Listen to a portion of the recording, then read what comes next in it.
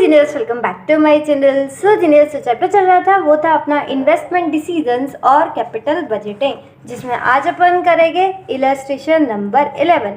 तो चलिए फटाफट से कॉपी और पेन निकालते हैं और इलस्ट्रेशन नंबर 11 को भी आसान बनाते हैं।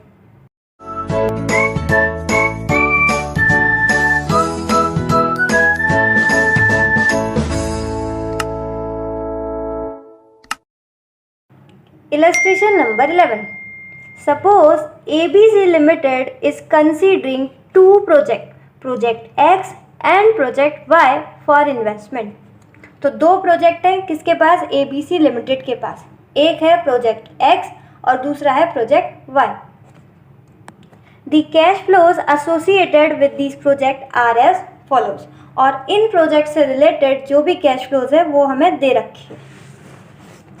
ये रही, ये प्रोजेक्ट X से रिलेटेड है और ये आपका प्रोजेक्ट Y से। प्रोजेक्ट X का अगर अपन देखें तो ईयर 0 उसमें कितना पैसा जा रहा है? 2,50,000। यानी कि प्रोजेक्ट X में जो इन्वेस्टमेंट हो रहा है या फिर हम बोल सकते हैं जो आउटफ्लो हो रहा है वो कितना है? 2,50,000। और जो इनफ्लो है वो कितना है? ईयर 1 में 2 लाख, ईयर 2 में 1 लाख एंड ईयर 3 में 50,000। उसी तरीके से प्रोजेक्ट Y में आउटफ्लो कितना है? 3 लाख, पैसा जा रहा है 3 लाख रुपए और आ कैसे कैसे रहा है? ईयर 1 में 50,000, ईयर 2 में 1 लाख एंड ईयर 3 में 3 लाख। अब हमें क्या करना है ये आपको आगे बताया गया है। अज्यूमिंग कॉस्ट ऑफ कैपिटल भी 10%, यानी कि जो प्रेजेंट वैल्यू फैक्टर है या फिर हम बोल सकते हैं डिस्काउंटिंग फैक्टर है या फिर क्या बोल सकते हैं KE है या फिर हम बोल सकते हैं कॉस्ट ऑफ कैपिटल। अलग अलग नाम होते हैं, अलग अलग तरीके से आ सकता है। वो कितना दे रखा है हमें? 10%। Which project should be accepted as per NPV method and IRR method. तो उन्होंने पूछा है आपको कौन सा प्रोजेक्ट सही लगा, प्रोजेक्ट X या फिर प्रोजेक्ट Y। कौन से मेथड से पूछा है? एक पूछा है NPV मेथड से और दूसरा IRR यानी कि इंटरनल रेट ऑफ रिटर्न से। तो चलो कॉपी पर आते हैं, इसका सॉल्यूशन करते हैं। सबसे पहले लिख लो कैपिटल बजटिंग इलस्ट्रेशन नंबर 11। तो पहले अपन करते हैं NPV यानी कि नेट प्रेजेंट वैल्यू मेथड से। तो पहले हम लिख लेते हैं NPV ऑफ द प्रोजेक्ट। अब NPV क्या होती है? Net present value. कैसे कैलकुलेट करते हैं?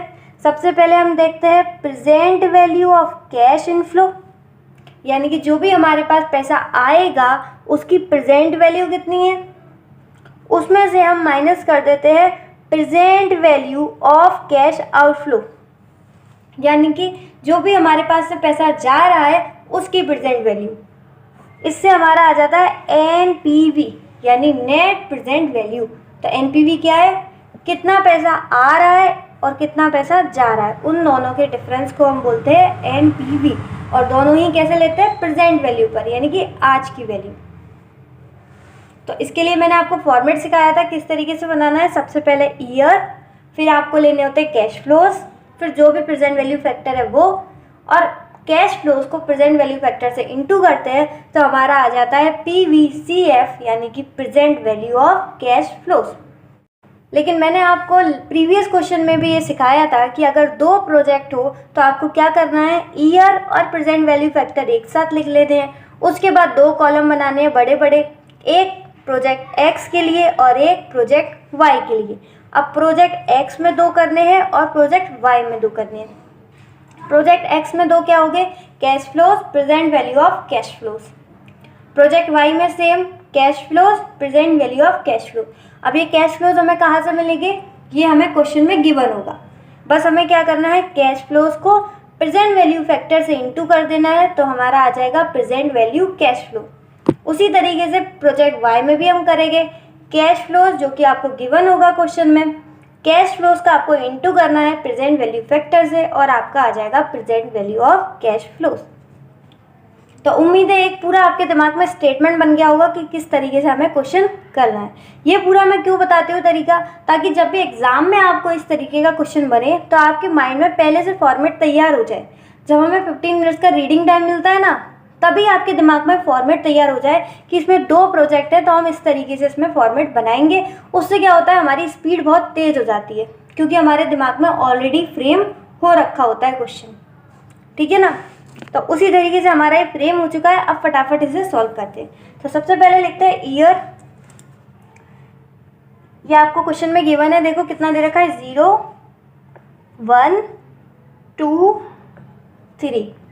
ठीक, प्रेजेंट वैल्यू फैक्टर या फिर बोल सकते हैं डिस्काउंटिंग फैक्टर के या फिर कॉस्ट ऑफ कैपिटल कितना दे रखा था, 10%। तो यहाँ पर लिख लेते हैं एट दी रेट 10%। 10% 0 पे कितना होता है, 0 पे तो सब 1 ही होता है, और उसके बाद 10% का कितना होता है, ये मेनली याद रहता है 0.909, 0.826, 0.751, 0.909, 0.826, 0.751। ये मेनली हमें रटा रहता है बिकॉज बार बार हम 10% पे डिस्काउंट करते हैं, इसी वजह से। लेकिन आप इसे सॉल्व करना चाहते हैं तो सॉल्व भी कर सकते हैं। मैंने प्रीवियस वीडियो में भी इसे सॉल्व करना सिखाया था। अगर आपको नहीं आता है तो कोई दिक्कत नहीं है, जब मैं ये सॉल्व कराऊंगी तब सीख जाना। ठीक, अभी आप बस ये लिख लो। अब कैश फ्लोज, कैश फ्लोज आपको दे रखे हैं, यहीं से कॉपी पेस्ट करना है। कितना जा रहा है, 2,50,000, तो 2,50,000 आउटफ्लो हो रहा है। ये सब किसकी बात कर रहे हैं हम, प्रोजेक्ट एक्स की। फिर फर्स्ट ईयर में आ रहा है 2 lakh rupees inflow, second year में 1 लाख का इनफ्लो, और थर्ड ईयर में 50,000 का इनफ्लो। ये सब हमने कॉपी पेस्ट कर दिया। अब बस हमें क्या करना है, इसका इससे इंटू करना है। कैश फ्लोज का इंटू करना है प्रेजेंट वैल्यू फैक्टर से, तो हमारा आ जाएगा present value of cash flows. तो पहले वाले का तो कोई दिक्कत ही नहीं है, 2,50,000 इंटू 1, 2,50,000। ये आउटफ्लो है इसलिए हमने ब्रैकेट में कर दिया, यानी कि माइनस में। 2 लाख का इंटू करेंगे, 2 लाख कैश फ्लोज है, इंटू करेंगे प्रेजेंट वैल्यू फैक्टर से 909, ये आ गया प्रेजेंट वैल्यू कैश फ्लोज 181,800। ठीक, अब उसी तरीके से 1 लाख हमारा कैश फ्लोज है और 0.826 हमारा प्रेजेंट वैल्यू फैक्टर। ये आ गया हमारा PVCF, present value of cash flows. Same 50,000 cash flow है, इंटू करेंगे 0.751 प्रेजेंट वैल्यू फैक्टर से, और ये आ जाएगा हमारा present value of cash flows 37,550। ये हमने कर लिया प्रोजेक्ट एक्स का कंप्लीट। अब करते हैं प्रोजेक्ट वाई का। प्रोजेक्ट वाई के सबसे पहले कैश फ्लोज देखो, फटाफट कॉपी पेस्ट करते हैं। तो पैसा जा रहा है हमारा 3 लाख रुपीज़ 0 ईयर में। फिर उसके बाद फर्स्ट ईयर में कितना आ रहा है, 50,000। उसके बाद आ रहा है 1 lakh, and last 3 lakh rupees. ये पैसा आ रहा है। ठीक, ये सब हो गया हमारा कैश फ्लोज। इसको इंटू करते हैं प्रेजेंट वैल्यू फैक्टर से। तो पहले का तो बहुत सिंपल, 3 लाख का इंटू 1, 3 लाख ही आ जाएगा। ये हो गया हमारा आउटफ्लो, तो हम इसे ब्रैकेट में कर देते हैं। इनफ्लो कितना आ रहा है, 50,000, तो कैश फ्लो था 50,000, इंटू करेंगे प्रेजेंट वैल्यू फैक्टर यानी कि 909, ये आ गया 45,450 PVCF। उसके बाद आ रहा है हमारे पास पैसा 1 लाख, कैश फ्लो हो गया 1 लाख, इंटू करेंगे प्रेजेंट वैल्यू फैक्टर से 0.826, तो ये आ गया 82,600 PVCF, present value of cash flow. 3 lakh हमारा कैश फ्लो है, इंटू करेंगे हम 0.751 प्रेजेंट वैल्यू फैक्टर से, तो आ जाएगा हमारा प्रेजेंट वैल्यू कैश फ्लो 2,25,300। ठीक है ना, बस कुछ नहीं किया, कैश फ्लो का इंटू करा है हमने प्रेजेंट वैल्यू फैक्टर से, पूरा आंसर आ गया। अब हमें क्या करना है, NPV। अब बात आती है मुद्दे की। NPV कैसे कैलकुलेट होती है, इनफ्लो में से आउटफ्लो माइनस करना है। तो सबसे पहले हम इनफ्लो का टोटल ले लें, 1 2 3। तो इनफ्लो का टोटल 181,800 प्लस 82,600 प्लस 37,550, यह आ गया 3,01,950। 3,01,950। और आउटफ्लो का टोटल कितना था, 2,50,000। तो इनफ्लो में से आउटफ्लो माइनस करो, ये हमारे पास है इनफ्लो, इसमें से माइनस कर देते हैं आउटफ्लो, ये आ गया 51,950। ये B माइनस A क्या है हमारे पास, NPV B माइनस A, यानी कि टोटल इनफ्लो में से हमने टोटल आउटफ्लो माइनस कर दिया तो 51,950 आ गया हमारे पास NPV। सेम करते हैं अपन प्रोजेक्ट Y में, तो यहाँ पर आउटफ्लो कितना है 3 लाख का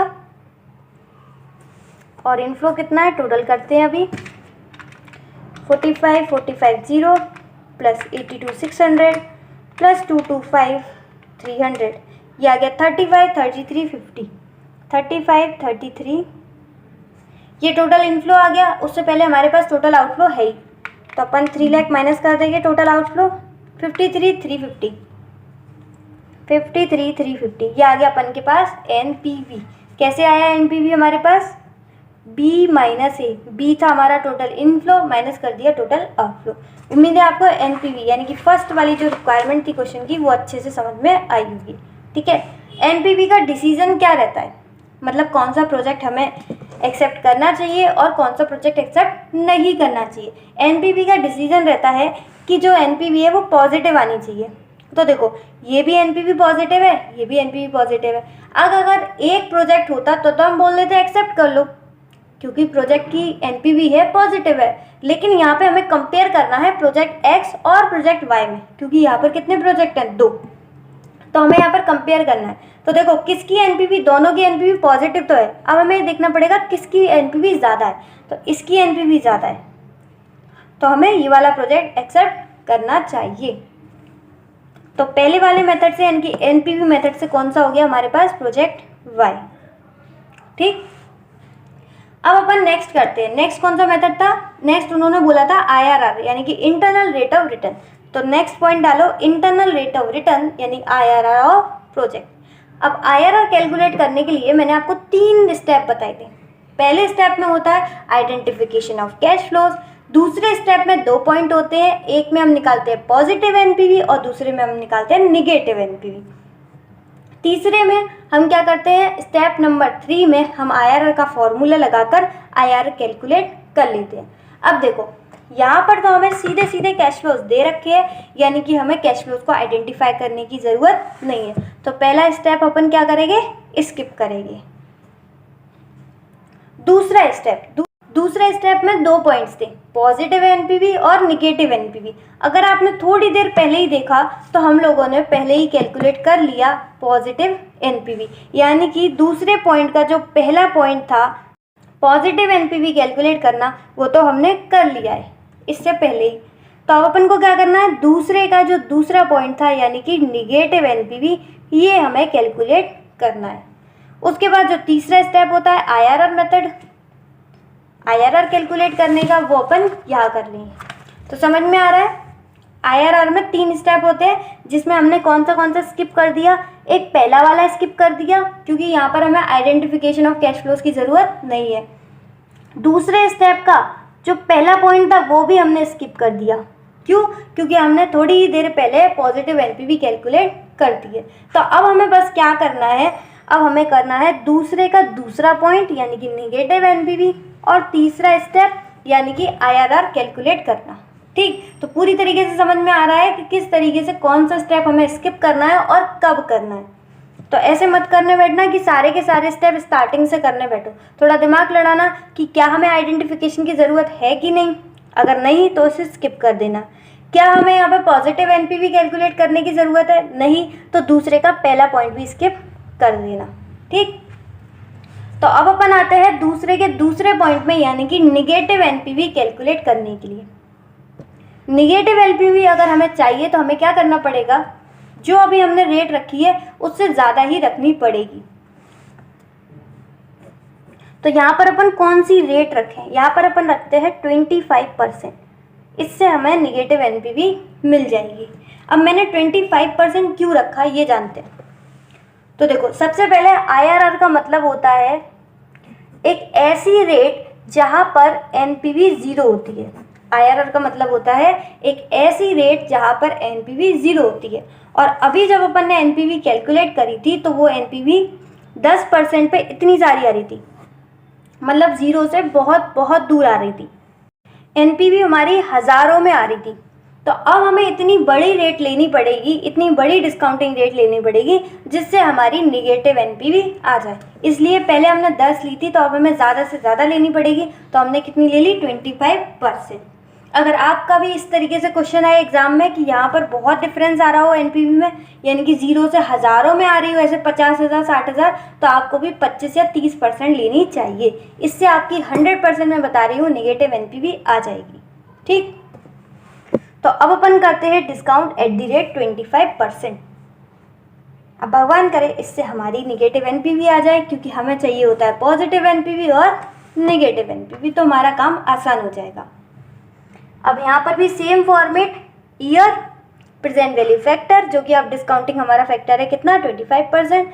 फिर प्रोजेक्ट एक्स का cash flow, present value cash flow, project Y का कैश फ्लो और present value cash flow. Same उसी तरीके से करना है जैसे हमने ये किया था। तो ईयर होंगे हमारे 0, 1, 2, 3। प्रेजेंट वैल्यू फैक्टर ये अलग होगा। तो फटाफट कैलकुलेट करते हैं। अब आपको ध्यान आ जाएगा कि हम किस तरीके से प्रेजेंट वैल्यू फैक्टर कैलकुलेट करते हैं। पिछली बार तो मुझे याद था 10% का, इसलिए मैंने लिख दिया, लेकिन इस बार मुझे 25%। अब हर किसी का तो याद नहीं होता ना, तो हमें कैलकुलेट करना पड़ता है। तो हम कैलकुलेट दिखाते हो कैसे करते हैं। तो आपको करना है 1 डिवाइडेड बाय 1 पॉइंट। अब आपको परसेंट लिखनी है जो भी है, तो हमारी परसेंट है 25, तो ये लिख दो। ठीक है, क्या करा हमने? 1 डिवाइडेड बाय 1 पॉइंट, फिर जो भी आपकी परसेंट हो वो लिख लेना। तो 25 है, ये लिख ली। अब कुछ नहीं करना, बस आपको इक्वल्स टू क्लिक करना है। तो पहले वाले का आ गया 0.8, फिर से इक्वल्स टू क्लिक करना है 0.64, एक और बार 0.512। तो जितने भी ईयर हो बस आपको क्या करना है? इक्वल्स टू क्लिक करते जाना है और आपके सारे प्रेजेंट वैल्यू फैक्टर आ जाएंगे। 0 ईयर में तो कुछ करना ही नहीं है, 1 ही आता है हमेशा। तो ये हमारा कंप्लीट हो गया प्रेजेंट वैल्यू फैक्टर। अब कैश फ्लोज तो क्वेश्चन में गिवन है, फटाफट कॉपी पेस्ट करते हैं यही वाले। तो 2,50,000 ये हमारा आउटफ्लो था प्रोजेक्ट का। फर्स्ट ईयर में इनफ्लो था 2 लाख, सेकेंड ईयर में इनफ्लो था 1 लाख और लास्ट ईयर में कितना था? 50,000। ठीक, कैश फ्लोज आ गए, प्रेजेंट वैल्यू फैक्टर से इनटू करते हैं, प्रेजेंट वैल्यू कैश फ्लोज आ जाएगा। पहला वाले का तो इजी है, 2,50,000 इंटू 2,50,000। दूसरा वाला 2 लाख इंटू 0.8, 1,60,000। 1 लाख इंटू 0.64, ये आ गया 64,000। और लास्ट 50,000 इंटू 0.512, ये आ गया 25,600, 25,600। तो कुछ नहीं किया हमने, क्या किया है? कैश फ्लो का इंटू करा है प्रेजेंट वैल्यू फैक्टर से और आ जाएगा ये। ठीक, सेम चीज़ अपन करते हैं प्रोजेक्ट नंबर वाई में। प्रोजेक्ट वाई में सबसे पहले कैश फ्लोज कॉपी पेस्ट करना है। क्वेश्चन में से कितना था? 3 लाख, फिर 50,000, फिर इनफ्लो था सेकेंड ईयर का 1 लाख, फिर इनफ्लो था थर्ड ईयर का 3 लाख। ठीक है ना? तो ये हमारा आ गया कैश फ्लोज प्रोजेक्ट वाई का। प्रेजेंट वैल्यू फैक्टर से इनटू करते हैं, आ जाएगा present value of cash flow. तो पहले वाले का तो बहुत ईजी है, 3 lakh into 1 equals to 3 lakh. ये आउटफ्लो है इसलिए हमने ब्रैकेट में कर दिया। नेक्स्ट 50,000 कैश फ्लोज है, इंटू करेंगे प्रेजेंट वैल्यू फैक्टर से, ये आ जाएगा 40,000। कैश फ्लोज है 1 लाख, प्रेजेंट वैल्यू फैक्टर है 0.64, ये आ गया PVCF 64,000। कैश फ्लोज है 3 लाख, प्रेजेंट वैल्यू फैक्टर है 0.512, PVCF आ गया इनकी present value factor, present value cash flows कितना आ गया? 153,600। तो दोनों की हमारे पास आ गए हैं। अब बस हमें क्या करना है? एनपीवी कैलकुलेट करनी है। तो टोटल आउटफ्लो देखते हैं कितना है, 2,50,000 और टोटल इनफ्लो फटाफट कैलकुलेट करते हैं। 1,60,000 प्लस 64,000 प्लस 25,600, ये आ गया 249,600।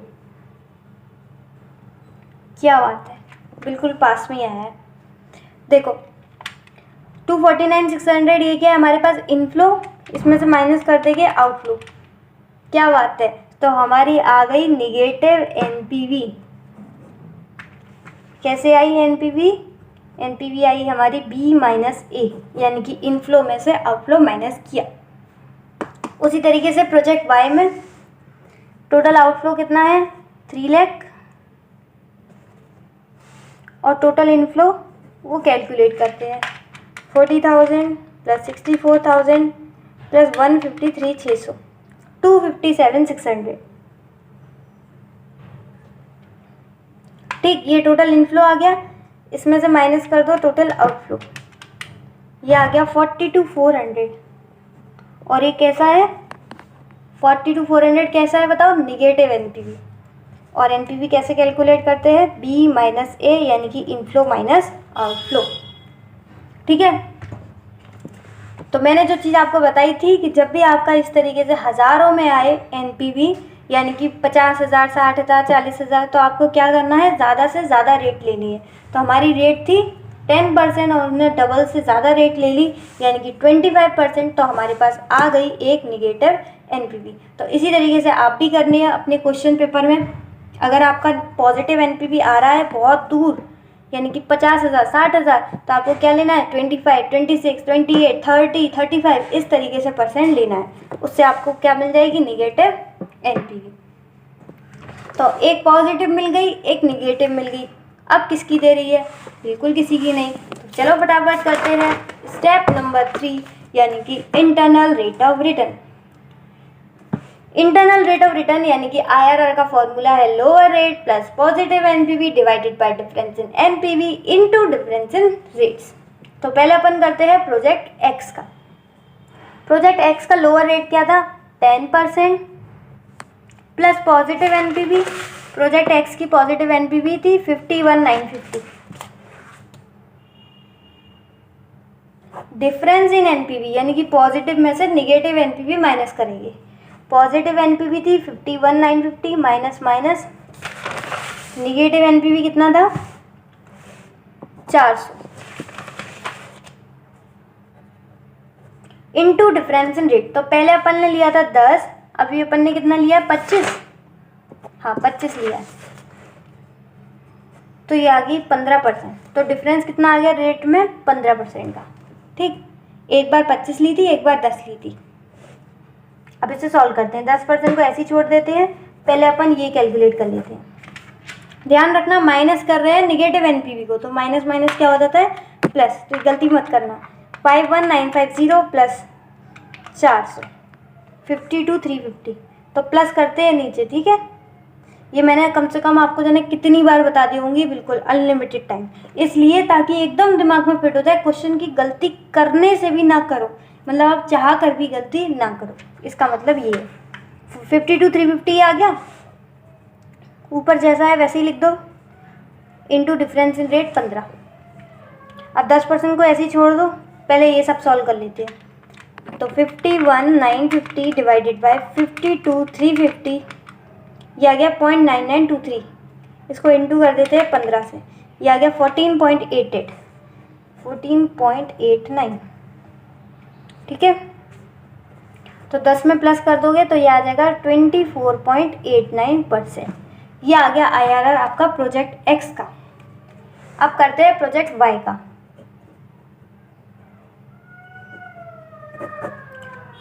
प्रोजेक्ट एक्स और प्रोजेक्ट वाई। ठीक है, तो प्रोजेक्ट एक्स में हमने पहली रेट कौन सी ली थी 10%, तो लोअर रेट हो गई अपनी 10%। और इसकी पॉजिटिव एनपीवी कितना था 53,350 53,350 डिवाइड करेंगे किससे, डिफरेंस इन एनपीवी यानी कि positive NPV minus negative NPV. Negative NPV इसका कितना था 42,400। ठीक, इनटू करेंगे डिफरेंस इन एनपीवी, तो इनका भी वही था, एक बार 10 लिया था और एक बार 25, तो कितना हो गया डिफरेंस 15। अब फटाफट इसे सॉल्व करते हैं। तो पहले नीचे सॉल्व करते हैं। 53,350 प्लस 42,400 95,750। ध्यान रखना नीचे हमेशा प्लस करते हैं। ठीक है, कैसे भी करके क्वेश्चन पेपर में ये गलती होनी नहीं चाहिए आपसे। अब अब फटाफट ये पूरा सॉल्व कर लेते हैं। 53 350 डिवाइडेड बाई 95 750 इंटू 15, ये आ गया 8.3577, यानी कि हम राउंड ऑफ करें तो 8.36 लिख देते हैं। ठीक है, 8.36। मैं सोच रही 2-3 और डेसिमल लिख लें, पर छोड़ो, बहुत है 2 तक। अब इसको प्लस कर लेते हैं तो ये आ जाएगा 18.36%। ठीक है ना। तो ये अपन ने IRR भी कैलकुलेट कर ली। क्वेश्चन की 2 रिक्वायरमेंट थी, NPV मेथड से कैलकुलेट करो और IRR से। तो दोनों की IRR भी आ गई, दोनों की NPV आ गई। आपको लग रहा होगा क्वेश्चन ख़त्म हो गया।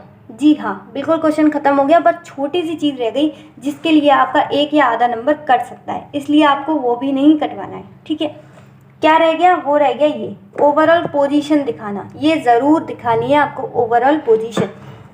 मैंने आपको प्रीवियस क्वेश्चन में भी बताया था कि जब भी हमारे पास एक से ज़्यादा प्रोजेक्ट्स हो या फिर एक से ज़्यादा मेथड हो, एक से ज़्यादा प्रोजेक्ट हो या फिर एक से ज़्यादा मेथड हो, तो आपको इस तरीके से पूरी जो समरी हो वो आपको एट द एंड बता देनी है।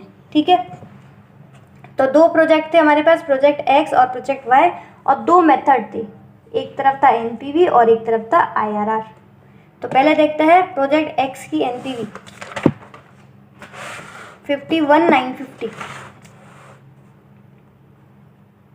और प्रोजेक्ट X की IRR कितना था? 24.89। ठीक, प्रोजेक्ट Y के NPV कितनी थी? 53,350 और प्रोजेक्ट Y का IRR ये रहा 18.36। ठीक है, तो देखो अगर NPV का डिसीजन रूल देखें तो NPV का पहला यही होता है कि NPV पॉजिटिव होनी चाहिए, लेकिन यहाँ पर एक प्रोजेक्ट तो है नहीं, 2 प्रोजेक्ट हैं और दोनों की ही NPV क्या है? पॉजिटिव। तो अब अपन को देखना पड़ेगा किसकी ज़्यादा NPV है। तो NPV देखो किसकी ज़्यादा है? प्रोजेक्ट Y की। ठीक है, तो प्रोजेक्ट Y हुआ, लेकिन अगर आप देखो तो IRR में क्या है? IRR किसका ज़्यादा है? प्रोजेक्ट X का। तो एक मेथड बोल रहा है प्रोजेक्ट Y और एक तरफ बोल रहा है X, यानी कि समझ में ही नहीं आ रहा, यानी कि क्या है यहाँ पर? There is a contradiction between the 2 project. तो आपको ये लाइन एट द एंड लिखानी है कि दोनों कॉन्ट्राडिक्ट कर गई। ठीक है, ये मैं एक बार दिखा देती हूँ मॉड्यूल से किस तरीके से लिखना है। ये देखो, ये रही आपकी कितनी आ रही है? 24.89, यहाँ पे 24.87। ठीक है, थोड़ा सा अलग आ सकता है। 51,950 ये भी ठीक है, 53,350 ये भी ठीक है। अच्छा, ये हमने एक ही रेट पे निकाला था ना, इन्होंने भी 10% पे कैलकुलेट करा था, हमने भी 10% पे कैलकुलेट करा था, इसलिए सेम है। लेकिन यहाँ पे इन्होंने थोड़ी सी रेट चेंज कर दी होगी, इसी वजह से ये जो है ना IRR की परसेंटेज ये हमारी थोड़ी सी अलग आ रही है। लेकिन आपको लोड लेने की बिल्कुल ज़रूरत नहीं है। IRR मेनली होता है कि हमारी अलग आती है, क्योंकि IRR में हम अपन क्या करते हैं? हिट एंड ट्रायल मेथड, कोई भी परसेंट ले सकते हैं। तो हमने परसेंट अलग ली होगी और हमारे मॉड्यूल ने परसेंटेज अलग ली होगी। जैसे कि अगर मॉड्यूल की बात करें तो हमने ली थी 10 और 25। ठीक है, तभी तो हमारा 15% आया था डिफरेंस इन रेट्स, और उन्होंने ली है 20 और 15 और हमने क्या ली थी? 25 और 10। तो हमारी आ रही थी डिफरेंस इन रेट 15% और इनकी आ रही है डिफरेंस इन रेट 5%। ठीक है, तो हमने कौन सी रेट ली थी? 25 और 10, इन्होंने ली है 20 और 15। तो दोनों ने रेट जो है वो अलग अलग ली है, इसलिए इनका 17 पे कुछ आ रहा है और हमारा 18 पे कुछ आ रहा है। इनका 24.87 आ रहा है, हमारा 24.89 आ रहा है। तो उसकी कोई टेंशन मत लेना, इसकी कोई दिक्कत नहीं है, आपका आंसर सही जाएगा। अगर आपने इस तरीके से पूरा प्रेजेंट किया है, सब कुछ सही किया है, तो आपका आंसर सही आएगा। थोड़ा सा 1-8% इधर उधर हो सकता है, तो उसकी टेंशन मत लेना। ठीक, तो ये हमारा पूरा आ गया। हाँ, मैं आपको एक लाइन बता रही थी कि आपको एक लाइन ज़रूर लिखनी है ओवरऑल पोजीशन के नीचे। Yes, here it is, thus there is a contradiction in ranking by 2 method।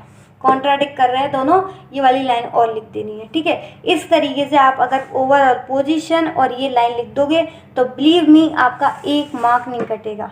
जितना अटेम्प्ट करके आओगे उतने नंबर आएंगे, और वो कब आएंगे, जब आप इस तरीके से प्रेजेंट करोगे। जो भी मैं आपको बातें बता रही हूँ वो अच्छे से सुनोगे और वहाँ पर इम्प्लीमेंट भी करोगे। तो उम्मीद है आपको क्वेश्चन पूरा समझ में आया हो और इसकी प्रेजेंटेशन भी समझ में आई होगी, ठीक है। कोई भी दिक्कत हो कि अगर IRR में कुछ समझ में नहीं आया हो या NPV में, तो कमेंट कर देना। वैसे ये जो क्वेश्चन था वो बिल्कुल सेम था आपका इलस्ट्रेशन नंबर 10 की तरह, ठीक है। और उम्मीद है आप लोग प्लेलिस्ट फॉलो कर रहे होगे, तो इलस्ट्रेशन नंबर 10 आपने पहले कर लिया होगा और अब आप कर रहे होगे इलस्ट्रेशन नंबर 11, यानी कि जो आपकी ग्रिप है वो NPV और IRR पे बहुत अच्छे से बन गई होगी।